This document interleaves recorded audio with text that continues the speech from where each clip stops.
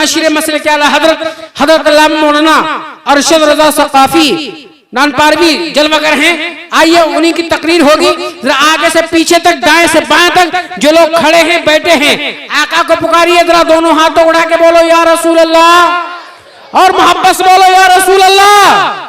पीछे वाले थोड़ा सा जोर लगाइए, क्योंकि माइक पे आने वाला अल्हम्दुलिल्लाह कलेजा पेश कर रहा है। आप भी थोड़ी कलेजी लगाइए एक बार, और आका को पुकारिए। जरा जितने लोग खड़े हैं ये सब हमसे बड़े हैं, अगर अपनी जिद पे ना आ रहे हैं, सुभान अल्लाह बोलने के लिए अगर खड़े हैं तो जोर से बोलिए सुभान अल्लाह। अब बैठे वाले लोग हैं अल्हम्दुलिल्लाह बहुत सुकून की आप लोग काट रहे हैं, जोर से हाथ उठा के बोलो या रसूल अल्लाह। इस रात को ढलने में देर नहीं लगती, इस रात को ढलने में देर नहीं लगती, सूरज को निकलने में कुछ देर नहीं लगती, और सुभान अल्लाह यहाँ पे बोलो दिल खोल के, तकदीर बदलने में देर नहीं लगती, तकदीर बदलने में देर नहीं लगती। और रात, आज की रात है क्या रात में खुशबू आई, आज की रात है क्या रात में खुशबू आई, जज्बे शौक मुलाकात में खुशबू आई, सुबह दम आई कभी रात में खुशबू आई, जब चली बात तेरी बात में खुशबू आई, जब चली बात तेरी बात में खुशबू आई। आइए हजरात बहुत तेजी के साथ हजरत अल्लामा मौलाना अरशद रजा सकाफी आपके सामने तशरीफ ला रहे हैं। आप लोग दोनों हाथ उठा के नारा लगा रहे हैं, दोनों हाथों उठाइए और हौसला जवान कीजिए, मोहब्बत से हाथ उठा के बोलिए नारे तकबीर। माशाल्लाह 8 बज गए, बज गए 8। आवाज 8 बजे वाली होनी चाहिए, ऐसा लगना चाहिए कि जलसा अभी शुरू हुआ है। दमदारी से बोलिए हाथ उठा के नारे तकबीर, नारे रिसाला, मसलके आला हज़रत, फैज़ाने आला हज़रत, इश्क मोहब्बत उलमाए अहले सुन्नत, नारे तकबीर, नारे रिसाला। तेरे सर पे गुंबद का साफा मदीना, तेरे सर पे गुंबद का साफा मदीना, बना दोनों आलम का छाता मदीना, बना दोनों आलम का छाता मदीना, और पहुंचती खुदा तक ना क्यों गम की चिट्ठी, पते की जगह पे लिखा था मदीना। अस्सलामु अलैकुम व रहमतुल्लाहि तआला व बरकातुहू। वालेकुम सलाम। अल्हम्दुलिल्लाह, अल्हम्दुलिल्लाहि रब्बिल मशरिकैन व रब्बिल मगरिबैन, वस्सलातु वस्सलामु अला जद्दिल हसन वल हुसैन व सहबिहिल लज़ीना फ़ाज़ू फ़िद्दारैन, अम्मा बअद। क़ाल अल्लाहु तबारक व तआला फ़िल क़ुरानिल करीम, या अय्युहल लज़ीना आमनू आमिनू बिल्लाहि व रसूलिहि। वक़ाल अल्लाहु तबारक व तआला फ़ी मक़ामिन आख़र, वमा अरसलनाका इल्ला रहमतल लिल आलमीन। माशाअल्लाह। सदक़ल्लाहुल अज़ीम व सदक़ रसूलुहुन नबियुल करीम, व नहनु अला ज़ालिका लमिनश शाहिदीन वश्शाकिरीन वल्हम्दुलिल्लाहि रब्बिल आलमीन। आइए हम और आप अव्वलन फाव्वलन सबसे पहले इंतहाई खुलूस और अकीदत व मोहब्बत के साथ उस नबी हाशमी की बारगाह में दुरूद शरीफ का नजराना पेश करेंगे, जिनकी मौज से समंदर का तमव्वुज, जिनकी हरकत से कमरैन का तहर्रुक, जिनकी रोशनी से सूरज का तनव्वुर, और जिनकी मुस्कुराहट से दो आलम का तबस्सुम। माशाअल्लाह। उस नबी हाशमी की बारगाह में दुरूद शरीफ पढ़ेंगे, जिनके चेहरे को जब वक्त के इश्क ने देखा तो कलम से कहा लिख, वो जो न थे कुछ न था, वो जो न हो कुछ न हो, जान है वो जहान की, जान है तो जहान। सुभान अल्लाह, माशाअल्लाह। उस नबी हाशमी की बारगाह में दुरूद शरीफ का नजराना पेश करेंगे, जिनकी भौं मुबारक जब मेरे इमाम देखते हैं तो कलम से कहते हैं लिख, चाहे आप बढ़िया वाले हो या बहराइच में किसी खित्ते में रहने वाले हो, पूरी दुनिया में तकरीबन 208 ममालिक, तकरीबन 208 कंट्रीज हैं। जब पूरी दुनिया के मुसलमान चाहे वो हम और आप हो या दुनिया के किसी खित्ते में रहने वाला मुसलमान हो, जब वो नमाज पढ़ने के लिए खड़ा होता है तो नियत ये करता है मुतवज्जहन इला जहतिल काबत शरीफ, माशाअल्लाह, यानी खाने काबा की तरफ अपने चेहरे को करके नमाज पढ़ता है जी। आइए हम खाने काबा के दरो दीवार से, उसके हतीम से एक सवाल करते हैं और उसका जवाब लेते हैं। उसके बाद आगे बढ़ते हैं कि खाने काबा तेरे दरो दीवार से, तेरे हतीम से मेरा एक सवाल है कि पूरी दुनिया तेरी तरफ मुंह करके नमाज पढ़ती है, लेकिन क्या कोई ऐसी जात है जिसकी तरफ तू झुकता हो? क्या कोई ऐसी जात है जिसका तू सजदा करता हो? तो खाने काबा जवाब देता है कि पूरी दुनिया मेरी तरफ मुंह करके नमाज पढ़ती है, लेकिन मैं अगर किसी के आगे झुकता हूं तो वो आमना का लाल है, वो उम्मत का गमखार है। मेरे इमाम कहते हैं जिनके सजदे को मिहराबे काबा झुकी, उन भवों की लताफत पिला। नारे तकबीर, नारे रिसालत, मुसलके आला हजरत, फैजाने आला हजरत, क्या बात है, सुभान अल्लाह। उसी नबी हाशमी की बारगाह में आए दिल लगा के दुरूद पाक पढ़ ले, पढ़े अल्लाहु रब्बु मुहम्मदिन सल्लल्लाहु अलैहि वसल्लम, नहनु बादु सल्लल्लाहु अलैहि वसल्लम, नहनु बादु मुहम्मदिन सल्लल्लाहु अलैहि वसल्लम। हजरात, आपके इस गांव में ये मेरी तकरीबन तीसरी या चौथी हाजिरी है। मेरी तकरीर कोई बहुत लंबी चौड़ी नहीं होगी, मुख्तसर से मुख्तसर वक्त में मैं अपनी बातें समेटने की कोशिश करूंगा, इसलिए कि आज खुसूसी खिताब हिंदुस्तान के उस अजीमुशान मुकर्रिर का होना है जिसकी तकरीर पूरे मुल्क हिंदुस्तान के हर खित्ते में होती है, जिसे दुनिया खतीबुल हिंद हजरत अल्लामा मुफ्ती सुहेल अख्तर मिसबाही के नाम से जानती है। सुभान अल्लाह, माशाअल्लाह। लेकिन मैं अपने मुख्तसर से खिताब में आज मैंने अपने खिताब के लिए जो मौजू सिलेक्ट किया है वो है शुक्र खुदा और सीरत मुस्तफा सल्लल्लाहु अलैहि वसल्लम। सुभान अल्लाह, माशाअल्लाह। मैं बिला किसी तमहीदो तमसील के अपने मौजू पे आता हूँ। हजरात, अल्लाह रब्बुल इज्जत के हम पे और आप पे बेशुमार एहसानात हैं। अगर हम और आप अल्लाह के एहसानात को गिनना चाहें, हम अल्लाह के एहसानात को गिनना चाहें, हमारी जिंदगियां खत्म हो सकती हैं, मगर हम अल्लाह के एहसानात को कभी गिन नहीं सकते। हक है, हक है। आप देखें कि अल्लाह रब्बुल इज्जत की बेशुमार मखलूकात हैं। ये शजरो हजर ये अल्लाह की मखलूकात हैं, ये पहाड़ ये अल्लाह के मखलूकात हैं, ये चौपाए ये अल्लाह की मखलूकात हैं। लेकिन जब अल्लाह रब्बुल इज्जत ने हमें और आपको इस कायनात में पैदा किया तो अपनी सबसे अफजल मखलूकात, जिसे अशरफुल मखलूकात कहा जाता है, यानी इंसान बना के पैदा किया। अल्लाह का एहसान है, लेकिन आज हम और आप समझते नहीं है। जरा सा हम गौर करें, अभी अगर मैं कोविड के मामलात की बात कर लूं, अभी तकरीबन 2 साल पहले का ये वाकया है, शायद कनाडा या अमेरिका का ये वाकया है। एक शख्स जिसकी उम्र 80 साल थी, एक मुसलमान शख्स जिसकी उम्र 80 साल थी, उसको उस शहर के सबसे बड़े हॉस्पिटल में भर्ती कराया गया। उसके में प्रॉब्लम ये थी कि सांस लेने में उसे दिक्कत थी। जब उसे हॉस्पिटल में भर्ती कराया गया, डॉक्टरों ने उसे ऑक्सीजन दिया। कुछ वक्त गुजरने के बाद, कुछ घंटे गुजरने के बाद, जब डॉक्टर उसे डिस्चार्ज करने लगे तो डॉक्टर ने जब उसके हाथ में बिल पकड़ाया तो वो 80 साल का शख्स उस बिल को देख करके रोने लगा। उसकी आंखों से आंसू निकलने लगे। पूरा का पूरा मुहक्कमा उसके चारों तरफ इकट्ठा हो गया। डॉक्टर उस शख्स से पूछने लगे कि मियां, अगर आपको बिल ज्यादा लगता हो तो हम कम कर देते हैं, अगर आपको बिल की कीमत ज्यादा लगती हो, अगर आपको अमाउंट ज्यादा लगता हो तो हम कम कर देते हैं। उस शख्स ने कहा कि डॉक्टर साहब, अल्लाह ने मुझे वो इस्तिताअत दी है, अल्लाह ने मुझे वो ताकत दी है, अल्लाह ने मुझे वो कैपेसिटी दी है कि अगर मैं चाह लूं तो आपके जैसे 2-3 हॉस्पिटल खरीद सकता हूं। वाह वाह। लेकिन मैं रो इसलिए रहा हूं कि मैंने आपके हॉस्पिटल में आपके ऑक्सीजन पर 2 या 3 घंटे सांसें ली है, आपने मुझे 1.5 लाख का बिल थमा दिया है। अल्लाह अल्लाह। मैं रो इसलिए रहा हूं कि मेरी उम्र तकरीबन 80 साल हो गई है और इन 80 सालों में मैं अल्लाह के ऑक्सीजन में सांस लेता रहा। क्या बात है। 80 सालों में अल्लाह की फिजाओं में सांस लेता रहा। अगर अल्लाह ने हिसाब मांग लिया, क्या कहने हैं। अगर अल्लाह ने हिसाब मांग लिया तो मैं उसकी बारगाह में उसके हिसाब देने की अपने अंदर इस्तिताअत नहीं रखता। अल्लाह अल्लाह कितना करम है अल्लाह का।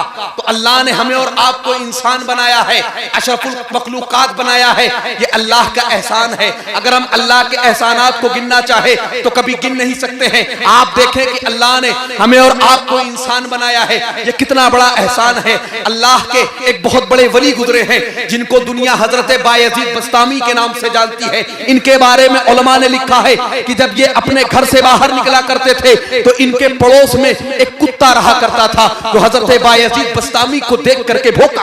अल्लाह अल्लाह। उलमा ने लिखा है कि जब ये कुत्ता हजरत बायजीद बस्तामी को देख करके भौंकता, हजरत बायजीद रोने लगते, आपकी आंखों से अश्कों की बौछार जारी हो जाती, आप रोने लगते।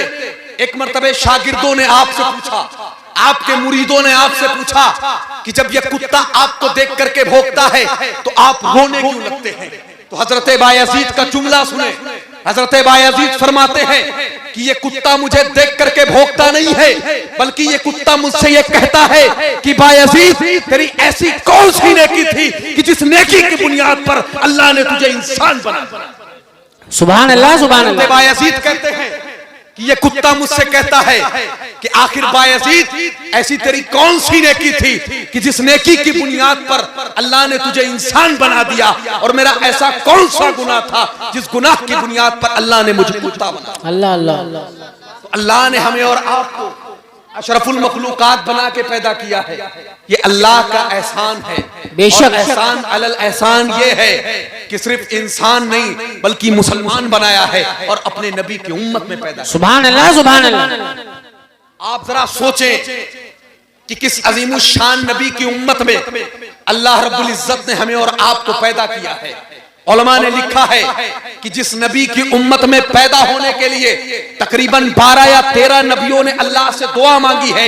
हजरत मूसा अलैहिस्सलाम जैसे जलीलुल कद्र नबी और रसूल ने अल्लाह से यह दुआ मांगी है कि ऐ अल्लाह मुझे नबी ना बना करके अपने महबूब की उम्मत में पैदा कर। वाह वाह वाह वाह। नारे तकबीर, नारे रिसालत, मसलके आला हजरत, फैजाने आला हजरत, हक़्क़े खिताबा।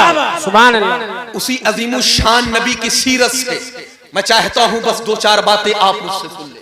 जी जी बताओ माशाअल्लाह। अभी चंद दिनों कबल, चंद अरसे कबल एक ईसाई शख्स ईमान लाया। जब पूरी दुनिया ने उससे सवाल किया, लोगों ने उससे पूछा कि आखिर ऐसी कौन सी चीज है जिसने तुझे तेरे धर्म को छोड़ने पे मजबूर किया। लोगों ने उससे पूछा कि आखिर इस्लाम की ऐसी कौन सी चीज है जिससे तू इतना मुतासिर हो गया है कि तूने अपना धर्म और अपना मजहब छोड़ करके मजहब इस्लाम को कबूल कर लिया। तो उस शख्स ने पूरी दुनिया के सामने ये इकरार किया और उसने पूरी दुनिया को ये बताया कि इस्लाम के जो पैगंबर हैं, जिन्हें दुनिया मुहम्मदुर रसूलुल्लाह सल्लल्लाहु अलैहि वसल्लम के नाम से जानती है, मैंने उनकी सीरत को पढ़ना शुरू किया और उनकी सीरत के अभी मैंने सिर्फ एक वाक़ये को पढ़ा था कि मैं उन पर ईमान ले आया। अल्लाह अल्लाह। लोगों ने उससे पूछा कि आखिर वो वाक़या कौन सा है जिसको पढ़ने के बाद तू ईमान ले आया। वो ईसाई शख्स कहता है, मैं जब हुजूर अलैहिस्सलाम की सीरत का मुताला कर रहा था, मैं जब इस्लाम के पैगंबर की बायोग्राफी को पढ़ रहा था तो मैंने उनकी सीरत में एक वाक़या पढ़ा। मैंने पढ़ा कि अल्लाह के नबी सल्लल्लाहु अलैहि वसल्लम सहाबा इकराम के साथ मौजूद हैं। एक शख्स हुजूर की बारगाह में दौड़ता हुआ हाजिर होता है और हाजिर होकर के अर्ज करता है, ऐ अल्लाह के नबी सल्लल्लाहु अलैहि वसल्लम मेरे लिए दुआ फरमा दे, मेरे लिए दुआ कर दे। अल्लाह के नबी सल्लल्लाहु अलैहि वसल्लम ने फरमाया, बताओ तुम्हारा मामला क्या है, कौन सी दुआ तुम मेरी बारगाह में करवाना चाहते हो।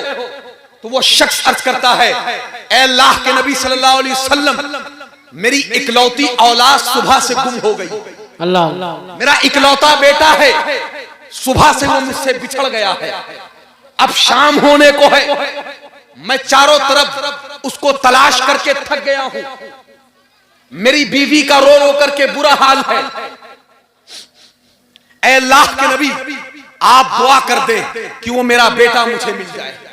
सहाबा रिवायत करते हैं कि अभी अल्लाह के नबी सल्लल्लाहु अलैहि वसल्लम दुआ के लिए हाथ उठाने वाले थे कि एक सहाबी खड़े हो गए और अर्ज करते हैं, या रसूलल्लाह, मैंने इसके बेटे को फला बाग के पास बच्चों के साथ खेलते हुए देखा। सुभान अल्लाह, माशाअल्लाह। जब उस शख्स ने ये सुना, अभी उसने ये सुना था कि सहाबा के मजमे को छोड़ करके वो बाहर निकल गया। अल्लाह अल्लाह। बड़ी तेजी के साथ हुजूर की बारगाह से वो बाहर निकल गया।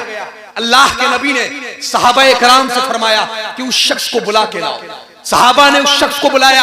अल्लाह के नबी ने उस शख्स से फरमाया कि आपको बड़ी जल्दी है, आप बड़ी उजलत में लगते हैं, आपको बड़ी जल्दी है यहां से जाने की। तो वो शख्स अर्ज करता है, अल्लाह के नबी सल्लल्लाहु अलैहि वसल्लम, मेरा इकलौता बेटा है, सुबह से वो मुझसे बिछड़ गया है, अब मैं बस उसको एक नजर देखना चाहता हूं। अल्लाह के नबी ने फरमाया, बेशक तुम अपने बेटों को देख लेना, लेकिन मेरी एक बात सुनते जाओ। तवज्जो करें आप।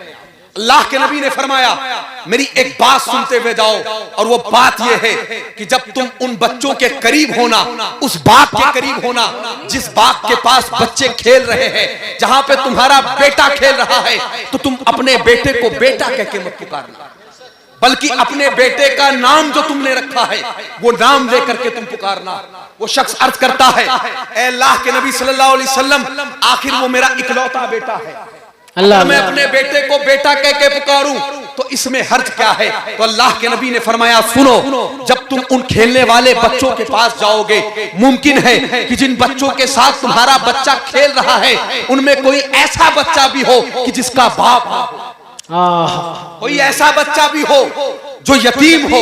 तुम अपने बेटे को बेटा कह के पुकारोगे, उसका दिल छलनी होगा कि काश आज मेरा बाप भी जिंदा होता तो वो भी मुझे बेटा कह के पुकारता। क्या बात है, क्या बात है। अल्लाह के नबी ने फरमाया, तुम अपने दिल को सुकून तो पहुंचा लोगे, अपने दिल को तस्कीन तो पहुंचा लोगे, अपने बेटे को तुम सीने से तो लगा लोगे, अपने बेटे को तुम बेटा कह के पुकार तो लोगे, लेकिन अगर किसी यतीम का दिल छलनी होगा अल्लाह अल्लाह, तो उसके गम का मदावा तुम्हारे पास नहीं होगा। क्या बात है, क्या बात है। ईसाई शख्स कहता है कि जिस पैगंबर को, जिस रसूल को एक यतीम बच्चे के दिल के टूटने का इतना ख्याल हो, उससे सच्चा नबी कोई हो नहीं सकता।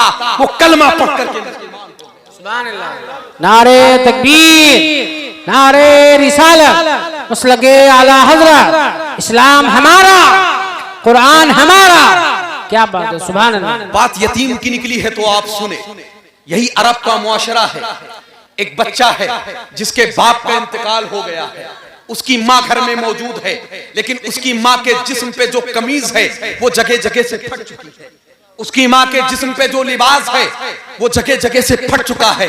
वो बच्चा अपनी माँ से कहता है कि माँ, अगर तू मुझे इजाजत दे, इसी अरब की सरजमीन पर मेरा चचा मौजूद है, मेरे बाप का भाई मौजूद है, अगर तू मुझे इजाजत दे तो मैं उसके पास जाऊं और तेरे लिए एक कपड़ा लेकर के आ जाऊं, तेरे लिए एक कमीज ले आऊं। उसकी माँ ने उसे इजाजत दे दिया, उसकी माँ ने उसे इजाजत दे दी। वो बेटा अपने चचा के दरवाजे पे पहुंचता है, वो यतीम बच्चा अपने चचा के दरवाजे पे पहुंचता है। उसकी मुलाकात दरवाजे पर अपने चचेरे भाई से होती है।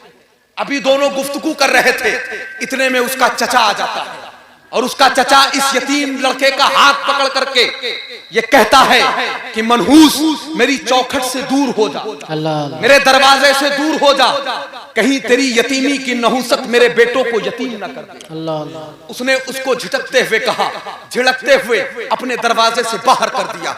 वो यतीम बच्चा अरब की गलियों में जा रहा है, रास्ते में उसकी मुलाकात हुजूर के गुलाम से होती। सुभान अल्लाह। हुजूर के उस गुलाम ने उस बच्चे से पूछा, और ये बच्चा चल रहा है लेकिन इसकी आंखों से आंसू निकल रहे हैं। हुजूर के उस गुलाम ने पूछा कि आखिर तुम रो क्यों रहे हो, क्या किसी ने तुम्हें मारा है? उस बच्चे ने कहा नहीं। हुजूर के उस गुलाम ने पूछा, क्या किसी ने तेरा दिल दुखाया है? उस बच्चे ने कहा, हाँ, अरब की जहरीली हवाओं ने मुझे रुला दिया। क्या बात, अरब की तल्ख हवाओं ने मुझे रुला दिया है। मैं अपने खून का वसीला बना करके मैं अपने खून का वसीला लेकर के अपने चचा के पास अपनी माँ के लिए एक कमीज लेने गया था, लेकिन अरब का ये मुआशरा इतना जहरीला हो गया है कि यहाँ पे रिश्ते भी काम नहीं आते हैं। अल्लाह मेरे चचा ने मुझे अपने दरवाजे से भगा दिया है, तो हुजूर के उस गुलाम ने कहा, नादान, तू उनके पास क्यों जाता है जो तुझे अपने दर से भगा रहे हैं, तो तुझे अपने दर से वापस कर रहे हैं। अरे सुन, इसी हरम में मेरे नबी तशरीफ फरमा है। अल्लाह अल्लाह, तो उनकी बारगाह में चला जा, और मेरे नबी का दर वो दर है जहां से कभी किसी को वापस नहीं किया जाता। वाह वाह वाह, सुभान अल्लाह। आपने नाम सुना होगा हातिम ताई का। मैं समझता हूं शायद कोई ऐसा नहीं है कि जिसने हातिम ताई का नाम नहीं सुना है। उसके बारे में मशहूर है कि वो बड़ा फय्याज शख्स था, अपने वक्त का बड़ा फय्याज शख्स गुजरा है। वो लोगों की भर भर के मदद किया करता था। एक मर्तबे एक मुसलमान से एक शख्स ने हातिम ताई का वाकया बयान करते हुए कहा कि हातिम ताई के बारे में तो मशहूर है कि वो जिस महल में रहता था उस महल में तकरीबन 12 दरवाजे थे। अल्लाह और अल्लाह, उन 12 दरवाजों से सायल उस हातिम ताई के पास जाया करते थे, और हातिम ताई उन 12 दरवाजों से आने वालों को नवाज देता था। अल्लाह अल्लाह। उस शख्स ने उस मुसलमान से कहा कि एक मर्तबे हातिम ताई की बारगाह में एक सायल पहुंचा, पहले दरवाजे से दाखिल हुआ, हातिम ताई ने उस सायल को नवाज दिया। वो शख्स कहता है कि वो फिर अपना होलिया तब्दील करके दूसरे दरवाजे से दाखिल हुआ, हातिम ताई ने उसे फिर नवाज दिया। अल्लाह अल्लाह, इसी तरीके से वो सायल 12 दरवाजों से दाखिल हुआ, और हातिम ताई बार बार उसे नवाजता जाता था। अल्लाह अल्लाह। उस शख्स ने इस वाकये को बयान करने के बाद उस मुसलमान शख्स से पूछा, क्या तुम्हारे नबी की भी ऐसी कोई मिसाल मिलती है कि उनकी बारगाह में कोई 12 दरवाजों से आया हो और उन्होंने उसे नवाज दिया हो? अल्लाह अल्लाह। आशिके रसूल ने उस मुसलमान शख्स ने जवाब दिया था, उसका जवाब आप सुन लें। उस शख्स ने कहा था, सुन, मेरे नबी का दर वो दर है। उसने कहा था, सुनो, हातिम ताई का दर, उसकी बारगाह में लोग 12 दरवाजों से इसलिए आते थे कि एक दरवाजे से उन्हें पूरा नहीं होता था। क्या बात, एक दरवाजों से वो सेटिस्फाई नहीं हो पाते थे, लेकिन मेरे नबी का दर वो दर है कि जहां से कोई एक बार आ जाए वो इतना नवाज देते हैं कि दोबारा आने की जरूरत नहीं। वाह वाह वाह वाह वाह वाह। जब इस यतीम बच्चे की मुलाकात हुजूर के उस गुलाम से हुई, हुजूर के उस गुलाम ने कहा, तुझे इधर उधर भटकने की जरूरत नहीं है, तू मेरे नबी की बारगाह में चला जा। उनकी बारगाह से किसी को वापस नहीं किया जाता है। ये बच्चा अपनी माँ के पास पहुंचता है, अपनी माँ से पूरा वाकया बयान करता है, और वाकया बयान करने के बाद कहता है कि अब यहाँ तो रिश्ते ने काम नहीं निभाया है, यहाँ रिश्ते ने काम नहीं दिया है, रिश्ते ने ठोकरें मार करके अपने दर से भगा दिया है। लेकिन मेरी माँ, परेशान होने की जरूरत नहीं है। मैंने सुना है कि इस अरब की सरजमीन पर कोई है कि जिसके दर से किसी को वापस नहीं किया जाता। हाय हाय, तो उसकी माँ ने कहा कि बेटा वो कौन है, यहाँ तो रिश्तों ने साथ नहीं दिया है। तो उसके लड़के ने कहा, माँ, दुनिया उसे मोहम्मद इब्ने अब्दुल्लाह के नाम से जानती है। सुभान अल्लाह सुभान अल्लाह। उसकी माँ ने कहा, बेटा तुम्हें उनके पास जाने की जरूरत नहीं है, मैंने सुना है कि जो उनके पास जाता है उनका हो करके रह जाता है। वाह वाह वाह, मैं तुम्हें उनके पास जाने की इजाजत नहीं देती हूँ। उसके लड़के ने कहा, माँ, मैं उनके पास सिर्फ कमीज लेने के लिए जाना चाहता हूँ, मैं उनके पास सिर्फ एक कपड़े का सवाल लेकर के जाना चाहता हूँ, अगर वो दे देंगे तो मैं वापस आ जाऊंगा, मुझे उनके मजहब से कोई लेना देना नहीं।